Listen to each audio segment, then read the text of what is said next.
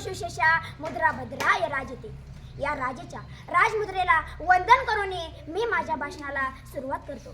सर्वप्रथम रयतेचा राजा, आदर्श राजा राजे शिवछत्रपती यांना माझा मानाचा मुजरा, मानाचा मुजरा. ना चिंता ना भीती, ना चिंता ना भीती ज्याच्या मनामध्ये राजे शिवछत्रपती, राजे शिवछत्रपती. तसेच तर आज इथे जमलेल्या माझ्या बालमित्रांनो व गावकऱ्यांनो, तुम्हा सर्वांना शिवजयंतीच्या हार्दिक हार्दिक शुभेच्छा. 19 फेब्रुवारी 1630 हा सोन्याचा दिवस. अशा या मंगळ क्षणी महाराष्ट्रातील पुणे जिल्ह्यातील शिवनेरी किल्ल्यावर एका सिंहाचा जन्म झाला. शहाजीराजे व जिजाऊला हर्ष झाला. त्यांच्या पोटी शिवभा जन्माला आला, शिवभा जन्माला आला. सह्याद्रीच्या कड्याकपाऱ्यांनाही पाजर फुटेल, डोंगर माथ्यांनाही घाम फुटेल, झाडे झुडपे ही शहरतील आणि विशाल नभालाही ज्याच्या पुढे झुकावे लागेल असा रयतेचा राजा, आदर्श राजा, मावळ्यांचा राजा, शेतकऱ्यांचा, बहुजनांचा, ज्याला कितीही विशेषणे लावली तरी कमीच पडतील असा आदर्श राजा म्हणजे राजे शिवछत्रपती. तानाजी मालुसरे, बाजीप्रभू देशपांडे, जीवा महाला, शिवा काशी, हिरोजी परजात अशा अनेक मावळ्यांना सोबत घेऊन त्यांनी तोरणा किल्ला जिंकवला व स्वराज्याचे तोरण बांधले. जिथे शिवभक्त उभा राहतील तेथे बंद पडते भल्या भल्यांची मती. अरे जिथे शिवभक्त उभे राहतील तेथे बंद पडते भल्या भल्यांची मती. मरणाला कोणाची भीती. आदर्श आमचे राजे शिवछत्रपती, राजे शिवछत्रपती. इतिहास घडवणारे माणसं इतिहास विसरू शकत नाहीत आणि इतिहास विसरणारे माणसं इतिहास केव्हा घडवू शकत नाही. हा एक इतिहास आहे. स्वराज्याचे तोरण, गड आला पण सिंह गेला, प्रतापगडावरील पराक्रम, शाहिस्तेखानाची फजिती, आग्र्याहून सुटका असे अनेक शौर्य पराक्रमावरून त्यांची महती पटवून देतात. शिवाजी महाराज हे एक अष्टपैलू सर्वगुण संपन्न व्यक्तिमत्व होते. त्यांनी प्रजेच्या कल्याणासाठी आपले सर्व आयुष्य हे खर्च केले. शेतकऱ्याच्या काडीलाही धक्का लागणार नाही याची ते दक्षता घेतली. सर्व धर्मसमभाव, स्त्रियांप्रती आदर या न्यायाने ते वागले. सिंहाची चाल गरुडाची नजर, सिंहाची चाल गरुडाची नजर, स्त्रियांचा आदर शत्रूंचे मर्दन, स्त्रियांचा आदर शत्रूंचे मर्दन असेच असावे मावळ्यांचे वर्तन. हीच शिवरायांची शिकवण, हीच शिवरायांची शिकवण.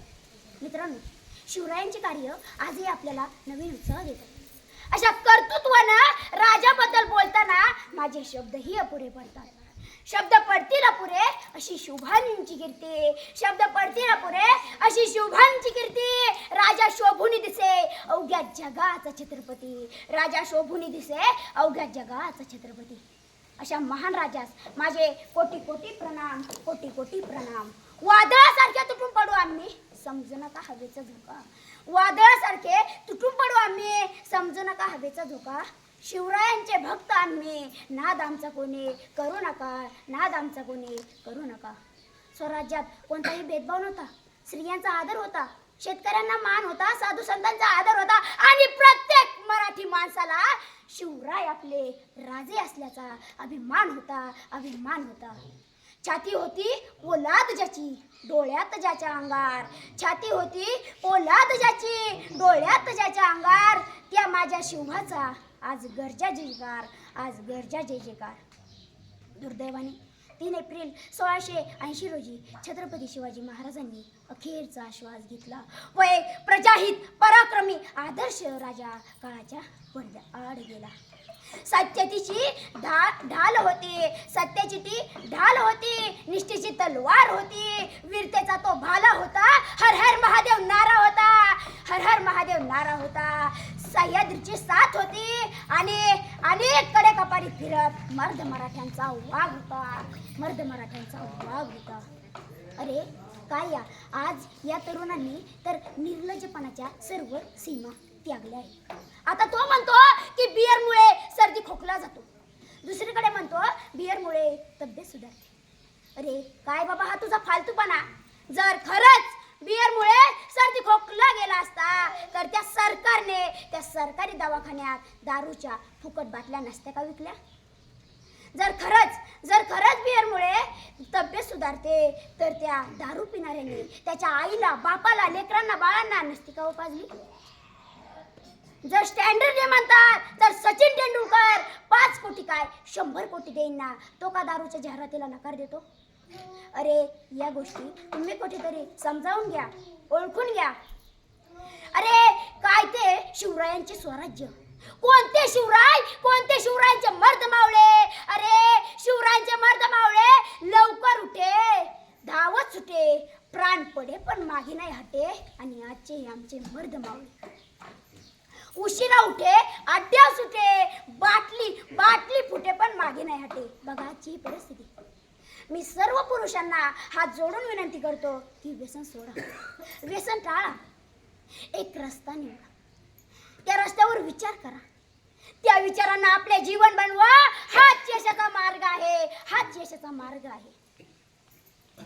अरे तुम्ही एक रस्ता, अरे शिवरायांचे निधन झाले आणि शिवरायांच्या मृत्यूची बातमी औरंगजेबाला द्यायला साके मुस्ताईब खान निघाला. त्याला वाटलं शिवरायांच्या मृत्यूची बातमी औरंगजेबाला दिली म्हणजे औरंगजेबाला पण आनंद होईल. तो धावत धावत आला पण बड़ी खुशी की खबर है. क्या हुआ? गाफर कदाईनाथ रख. गाफर नरकाला गेला. कोण? शिवा हुजूर. तसा औरंगजेब शांतपणे उठला. नमासाची चटई त्याने खाल्ल्या अंतरली.